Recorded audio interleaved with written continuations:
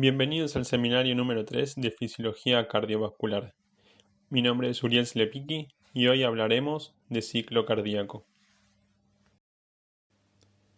El objetivo de la clase será estudiar la estructura general de las fibras musculares y en particular de las fibras miocárdicas, comprender el mecanismo de acople, excitación, contracción de dichas fibras, estudiar el concepto de ciclo cardíaco y el análisis de sus fases, correlacionar la actividad eléctrica y mecánica del corazón y analizar el cambio de presión en función del tiempo dentro de las cámaras cardíacas y sus vasos principales. Empecemos por estudiar la estructura y función de las fibras musculares.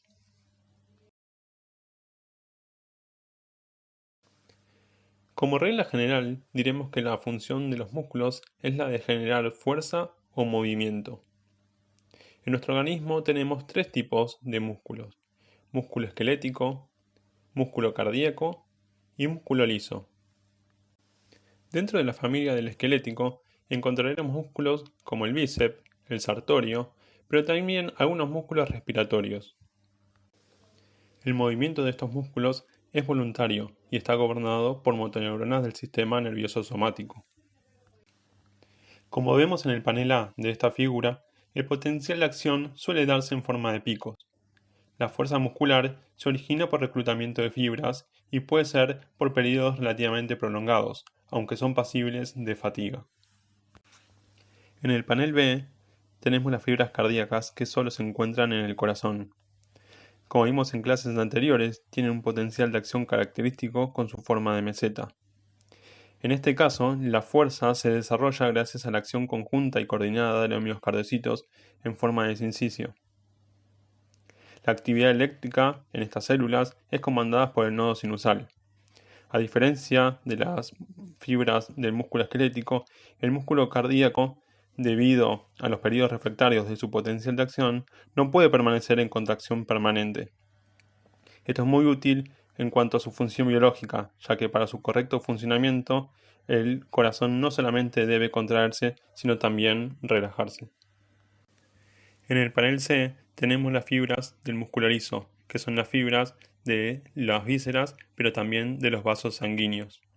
El potencial de acción de estas células puede ser muy variable. Puede ser en forma de una espiga, pueden ser una serie de espigas, pueden tener también acción de meseta y también incluso de marcapaso. Estas células están gobernadas por el sistema nervioso autónomo.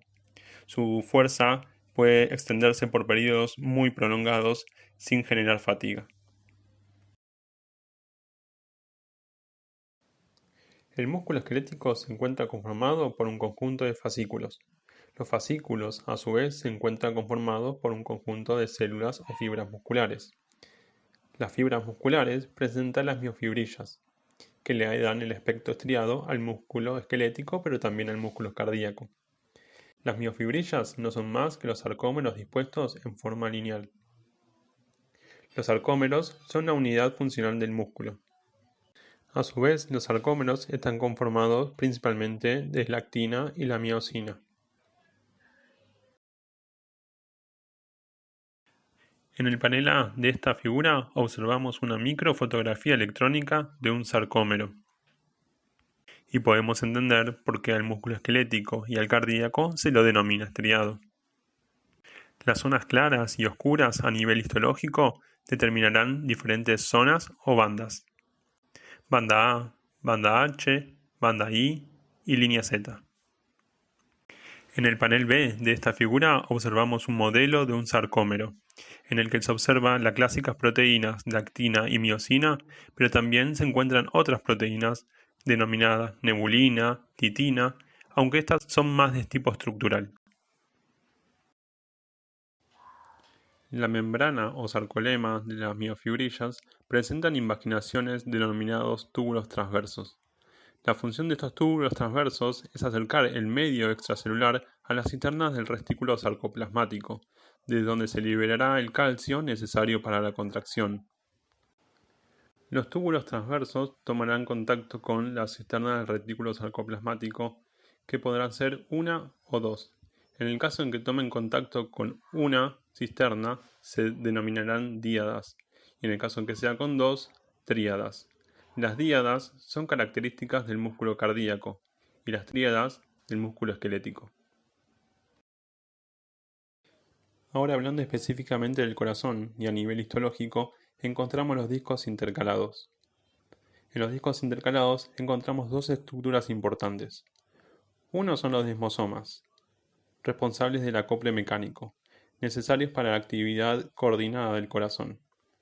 La otra estructura son las uniones comunicantes o uniones gap, responsables del acople eléctrico, necesarios para la transmisión efectiva del potencial de acción.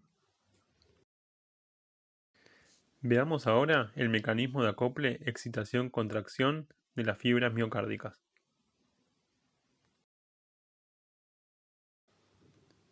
En el músculo esquelético, a nivel de las tríadas, encontramos los canales de calcio de tipo L, también denominados receptores dihidropiridínicos, por ser receptores de antiarrítmicos y antihipertensivos provenientes de esa familia.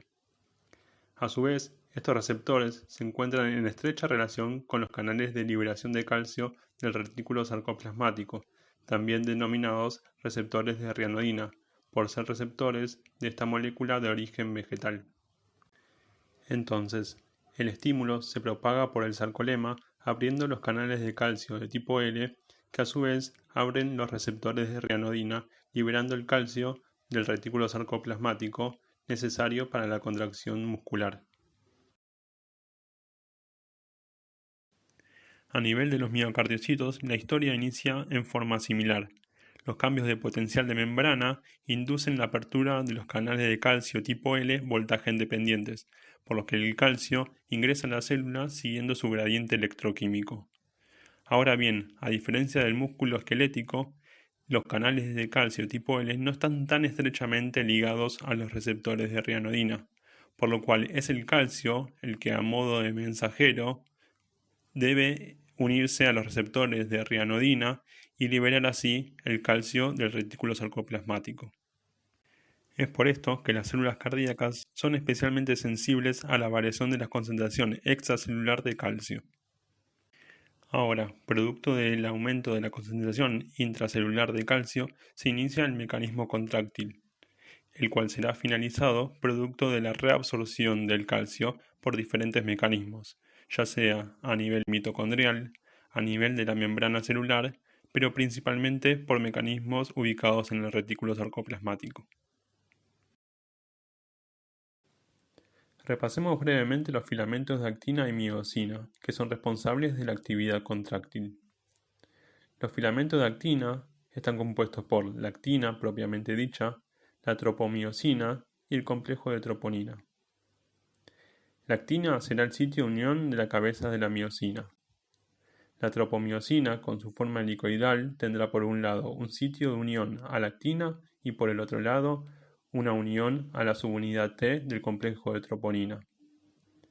La subunidad C del complejo será el sitio de unión del calcio y la subunidad I se unirá a la actina inhibiendo la unión de la molécula de la miosina. La molécula de miosina está conformada por tres partes principales: una cola, una zona intermedia que actuará en forma de bisagra y una cabeza que tendrá como función, por un lado, unirse a la actina y por el otro lado, una acción ATPasa. Como vemos en esta figura, en un medio en ausencia de calcio, la subunidad I estará bloqueando el sitio de unión a la miosina. Ahora bien, en presencia de calcio, este se unirá a la subunidad C, produciendo un cambio conformacional en la subunidad T, lo que hará que este complejo rote y liberará así el sitio de unión de la cabeza de la miosina. El ingreso de calcio a la célula iniciará un ciclo de acople y desacople de la actina y la miosina. A nivel lógico, la separaremos en diferentes pasos o estados. En un primer paso, la molécula de ATP se unirá a la cabeza de la miosina, llevando a una disociación del complejo actina-miosina. En un segundo paso, gracias a la acción ATPasa de la miosina, se hidroliza el ATP en ADP y fosfato. Esto genera un cambio conformacional en la molécula de la miosina, llevándola nuevamente a un estado de reposo desplazada de su sitio original. A este estado se lo denomina estado de gatillado, ya que es similar al movimiento hacia atrás que se hace del gatillo antes de disparar.